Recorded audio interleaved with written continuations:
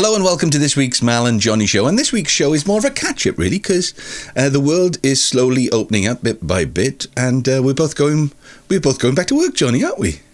Yes, I'm going to do a gig next Tuesday. First one for 2 years. Right, where is it? And tell us all about it and what the preparation's going like. Right, well, it's a lunchtime cabaret I was asked to do. Right. There's a guy that runs a company called Gin Archer called Mark, and he puts shows on at the hall over at Dennis Powys. Lovely. And so people who don't want to go out in the evenings, you see, lots of people, middle-aged, not even old people, they just don't want to go out at night. They just want to go. So he lays on some food and gives them a show. Sometimes he does a look-alike. There'll be a Shirley Bassey show, or there'll be... So anyway, he asked me if I'd do my act, a cabaret show. So I said yes. So I've been preparing for it, and I've been timing the music as we speak, actually, because I got to do an hour, so I got to make it interesting. Yeah. And I don't know about you, but I always try to make my act not just a string of songs. It's more like a story. Mm-hmm. So there's a start, there's a middle, a beginning, and end. My old man always taught me all this. He said, you've got to make it interesting to the public. You just can't sing 6 ballads. They'll be bored. They'll switch off. Yeah. So I've always tried to do that. So that's what I've been doing. And I mean, when was the last time? When was the last time you did a show, Johnny? Oh, it must be over 2 years, 2.5 years. Oh my gosh! Apart from the little gig I did with you when we entertained those disabled people down in Swansea, but that was just a couple of songs. Yeah. Now the thing is, then people, obviously you've done it for a number of years, still and counting, but you haven't done it for 2.5 years. That's going to be odd, isn't it? That's going to be a little bit strange. I think as soon as the music starts and the lights go on, I'll be back where I was 2.5 years ago. Mm-hmm. It's one of those things, it's like a muscle memory, you don't really forget. Mm. But I've been going through the songs because sometimes a song you don't sing quite often, you can forget where you are in the lyric and where am I now? Do you know what I mean? Yeah. So I've been rehearsing it and doing a bit in the garage, get my legs going for the tap dance. Because that's more important. Because the dancing, you see, that's different. That's physical exercise. Yeah. So if you're not in shape, you can't do it. Right. Okay. I mean, you can sing a song sitting down, can't you? Yeah. But you know what I mean? Are you in shape? I'm not bad shape, yeah. But funny enough, this week I've had a bit of vertigo. Don't ask me how I got that. Oh, right. I think it's something to do with my inner ear. Right. I went to the doctor. He said you've got probably a bit of an inner. You get these crystals sometimes in your ear. Right. So you can get a bit, bit. All right. Nothing to do with anything you've drunk, is it? No, I don't drink much. I don't drink anymore. I don't drink any less. I drink too much tea. And what about you? You've been on the road? Yeah. No, it's funny. I've checked my steps. I've got one of these Apple Watches. I checked my steps on Monday. I did 21 kilometres. I walked for 29,000 steps. So I'd been to London, and it's a project that won't come to fruition now until June time. Really, it's a song that I've co-written for the Queen's Jubilee. But right. I mean, it's quite a big deal, Johnny. It's quite a big deal. So much so that we recorded part of the video in the Tower of London. I mean, can you imagine Can you imagine how difficult it is to get permission to film inside the Tower of London? So that was rare. So we turned up, and there was a gospel choir called the Sounds of New Wine Gospel Choir with a very anybody important? It could be the call. Is it the big one? I don't know who this is, but I'll ring him back. Is it? You sure? Yeah. That's it. Go. He's gone. Okay. Yeah, a friend of mine called Lawrence Johnson. We've done stuff over the years, but he was one of the first members of the London Community Gospel Choir. Lovely singer and great arranger, and I think over the last year he's done like 5 or 6 songs with his choirs on the Sam Smith album and somebody else's album. So he's the one who gets the call from Paul McCartney or Ed Sheeran, when you want a gospel choir. So his choir was there. There was a kids choir there. So that was pretty amazing, really. And I was staying with my son, so I decided to walk into town, as they say. It looked a lot smaller on the map. Looked a lot shorter. Whereabouts does he live then? Which part of town is he in? He's in Bow.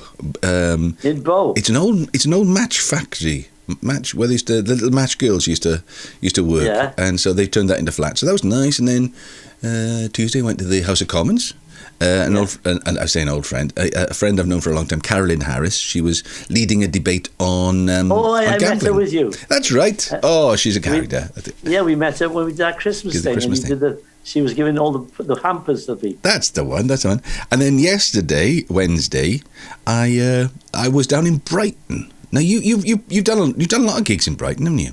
Oh, Brighton, yeah. I used to go every year. Well, more than once a year. There was a place called Jenkinson's. Right. And it was a cabaret room, but also it doubled as a disco as well. So when they first put me, they thought, oh, this is not going to be my gig. They're going to be young kids, just want disco stuff. But it wasn't. They were a good audience, And it was in the top ranked suite that was there. Right. Because there was the top ranked suite upstairs, the big dance hall. Then there was the Jenkinson's bar. There was a compere there called Tommy Sampson, I think his name was. He's a bit of a Tom Jones character, all the hair. Right, right. He used to turn up in an American car. and of course, our old friend Emily was from Brighton. So whenever I was down there, I'd go and stay with them.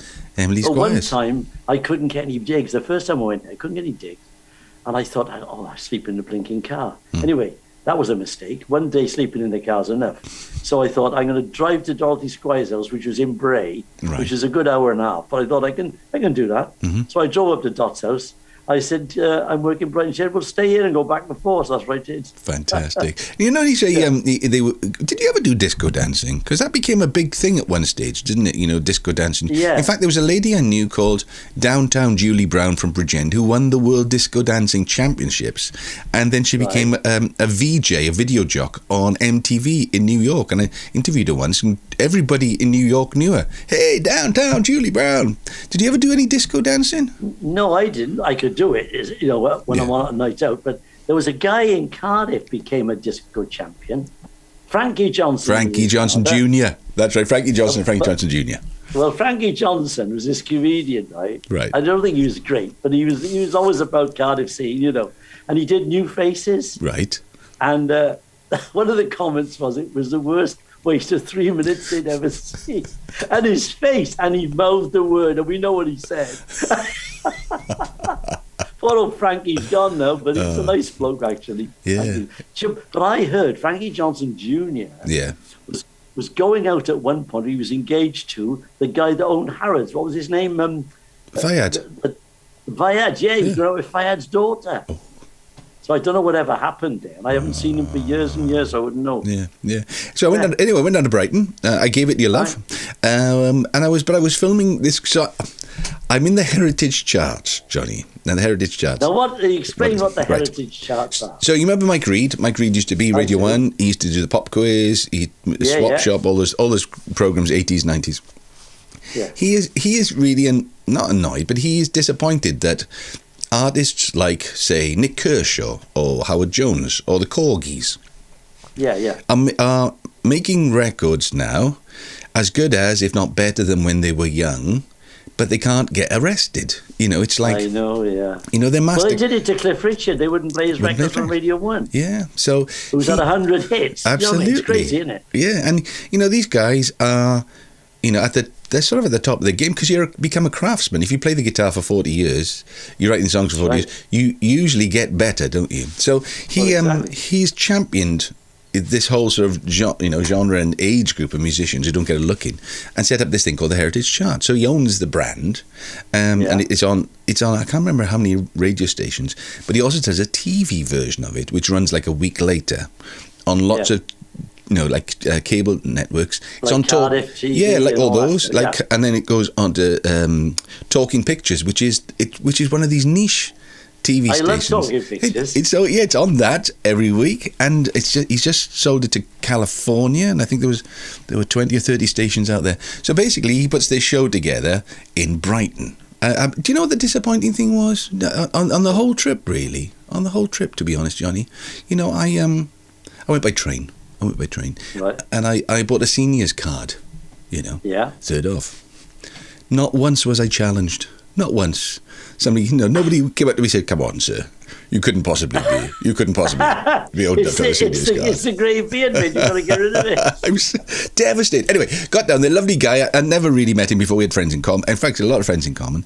And then I sang the song and did a bit of an interview as well. So we're in the Heritage. I think this week I was 24 in the Heritage chart. And this one doing well. Mal Pope, number 24 this week with So Sad.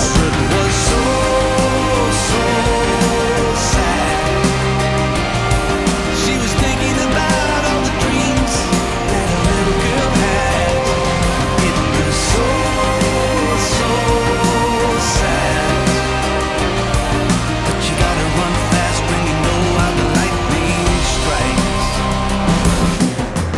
That's Mal Pope's video, So Sad, number 24 this week. I think our friend Bryn voted for you last week, didn't he? Good old Bryn. Well, if you hey, whoever's watching tonight, if you can vote, I'll put it in the link. But it is amazing because being in a chart does have kudos. There are people in the chart, like the people from the Temptations are in the chart, the Corgis, the Vapors. They're all. In fact, again, it's the story of my life. You look down the chart, I recognise everybody's name except my own. I'm the only person I've never heard of. So, anyway. But as you're saying about these bands and that, good. I mean, I've been to see the Eagles. They're phenomenal, and they've been going for years. Yeah. But they're phenomenal act, and they still do concerts which stack them out. Mm-hmm. But you don't hear them on the radio, do you? No, you don't. No, and it's interesting because ageism, I suppose. It is. It does. It's definitely. It does happen. It's when they help you on the bus, you're in trouble. Come on, sir, I'll give you a hand. Would like me carry bags, sir. Or they get a young girl who you fancy gets up and says, "Would you like a seat, sir?" And then you feel about 2 inches. No, yeah. So it's been a good week. Obviously, I couldn't wait to come back and have a little bit of a chat with you. Wanted to make sure that you're all right and you've been working hard. So right then, let's do this one more time. Let me do my plugs first of all, then, because I want you to have the last word. So, if you'd like to vote for Mal Pope's single "So Sad" in the Heritage charts, please look up the Heritage charts and go to the vote now. They have votes from all around the world, and there's a list of different countries that vote. Anyway, it'd be lovely to have you because we're 24 this week, and it would be nice to go up in the charts. Right, Johnny Tudor, how do we buy tickets for your show on Wednesday? Is it Wednesday? Oh well, I think they're all gone. What? There was 10 left last I heard. Wow. They're online. If you get up, you got to go on the link which says Ginatra, Gin.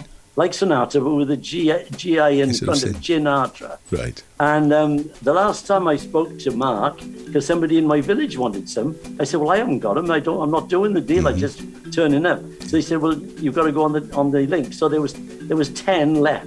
Right. And one went as I was talking to him. So there may be a couple left. Yeah. And what it is, it's a meal. Like I think it's 16 quid. It's a nice lunch. Right. And I think Mark sings a few songs, does a few jokes, blah, blah, blah, blah. And I think he does a bit of game stuff with them. And then they have their meal, and then yours truly will give them an hour's cabaret. Fantastic. Singing, dancing, jokes. You name it, I do it. Fantastic.